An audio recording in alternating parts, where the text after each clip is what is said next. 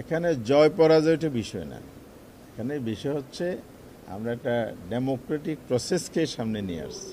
রাষ্ট্রের অভিভাবকত্বের জায়গা হলো রাষ্ট্রপতির এই পদটি। এখানেও যদি বিনা প্রতিদ্বন্দ্বিতা হয়ে যায় তাহলে আমরা গণতন্ত্র চর্চা যেটা বলি এটা হচ্ছে না। বিএনপির রাষ্ট্রের সাথে জনগণের সাথে যে দ্বিচার এটা তো করেছে, আমরা সেটা জাতির সামনে আনতে চাই।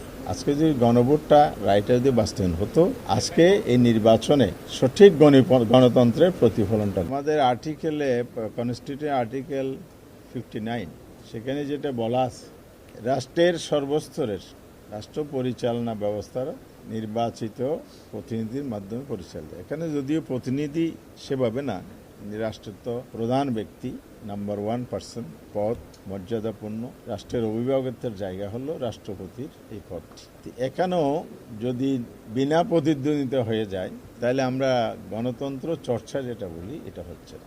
এই জন্য আমরা গণতান্ত্রিক ধারাটাকে ফিরিয়ে আনতে চাই, সুস্থ ধারায় রাজনীতিকে নিয়ে যেতে চাই। দেশকে পরিচালনা করার জন্য আমরা উদ্যোগ গ্রহণ করেছি। 91-এ এটা সম্ভাবনার জায়গা থেকে প্রতিদ্বন্দ্বিতা হয়েছিল। এবার হয়তো বলতে পারেন যে সেই সম্ভাবনাটা তো নাই। অর্থাৎ 91-এ ভোটার সংখ্যার যে ক্যালকুলেশন, সেখানে বিএনপি ছিল, টোটাল মেজরিটি ছিল না। আমরা সমর্থন দিয়ে বিএনপিকে সেবার সরকার গঠনের সুযোগ দিয়েছিলাম। জামায়াত ইসলামীর 18টি আসন, জাতীয় পার্টি ছিল 35টা আসন।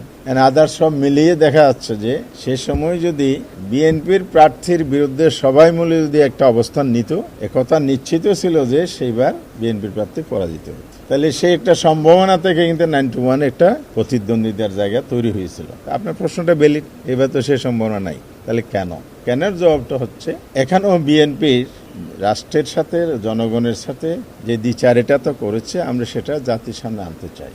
আমরা একটা জুলাই সনদ করেছি সবাই মিলে, সেটার উপর একটা আদেশ হয়েছে, সে আদেশের উপর গণভোট হয়েছে। সে গণভোটের রায়টা, জনগণের রায়টা বিএনপি বাস্তবায়ন করে নাই। যদি আজকে রায় বাস্তবায়ন হতো তাহলে আর্টিকেল 70টা সংস্কারের মধ্যে চলে আসতো।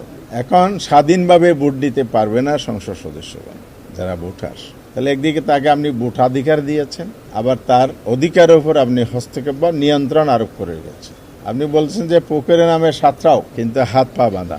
আমরা এই জায়গা থেকেই জাতিকে মুক্ত করতে চেয়েছি। সংসদ সদস্যদেরকে স্বাধীনতা, ভোটাধিকার যে নিয়ন্ত্রিত, সেই জায়গাটাকে মুক্ত করতে চেয়েছি। সবাই মিলে আমরা একমত হয়েছি। আজকে যদি গণভোটটা রায়টা যদি বাস্তবায়ন হতো, আজকে এই নির্বাচনে সঠিক গণতন্ত্রের প্রতিফলনটা ঘটবে। এ রাষ্ট্রের যে ধাপে ধাপে যে বাধা, মানুষের অধিকার যে বাধাপ্রাপ্ত হচ্ছে, এটাকে আমরা উঠিয়ে দিতে চাই। এই জন্য আমরা সংস্কারের কথা বলেছি, বারবার বলে যাচ্ছি, পার্লামেন্টেও বলেছি। পার্লামেন্টের বাইরে আমরা আন্দোলন কর্মসূচির মাধ্যমে আমরা এটা সরকারকে বারবার দৃষ্টি আকর্ষণ করছি। কিন্তু কেন সরকার সেদিকে যাচ্ছে না? অনেকগুলো কারণ। এটা 1-2 ঘন্টা লাগবে কারণগুলো বিশ্লেষণ করলে।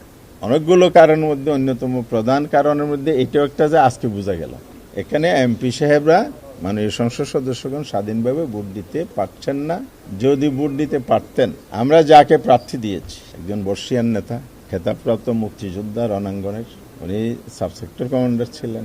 তিনি সেই সময়ে স্বাধীনতার যে রিভল্ভ, প্রেসিডেন্ট জিয়াও বলেছেন, উনিও বলেছিলেন, সবাই মিলে বিদ্রোহ করেছিলেন 8ম ইস্ট বেঙ্গল রেজিমেন্টে, যেটার মধ্য দিয়ে স্বাধীনতা যুদ্ধের সূচনা ঘটেছে। তো এই ইতিহাসটা তো কি অস্বীকার করতে পারবে না? এরকম একটা মানুষ আবার চাকরি 9 বছর বাকি থাকতে তিনি রাষ্ট্রের প্রয়োজনে রাজনীতিতে আসলেন। 4বার মন্ত্রণালয়ের দায়িত্ব পালন করেছেন, 6বারের এমপি ছিলেন, পরিচ্ছন্ন রাজনীতিবিদ হিসেবে সবাই জানে, একজন পিএইচডি হোল্ডার, দক্ষ অফিসার, বর্ষিয়ান রাজনীতিবিদ, অত্যন্ত গ্রহণযোগ্য একজন মানুষ, যাকে নিয়ে কোনো বিতর্ক নেই। এমন একজন প্রার্থী জাতি আশা করেছে, জাতির পক্ষ থেকে, জনগণের পক্ষ প্রতিনিধিরাও একটা যোগ্য প্রার্থী এখানে পেত। তার প্যারালার কোনো প্রার্থী তার প্রতিদ্বন্দ্বিতা আসবে এটা আমরা মনে করি না, জনগণ মনে করে। কিন্তু এই জায়গায় স্বাধীনভাবে ভোট দিতে না পারার কারণে, অর্থাৎ গণভোটের রায় বাস্তবায়ন না হওয়ার কারণে স্বাধীনভাবে ভোট দিতে পারছে না। আর্টিকেল 70 রয়ে গেল।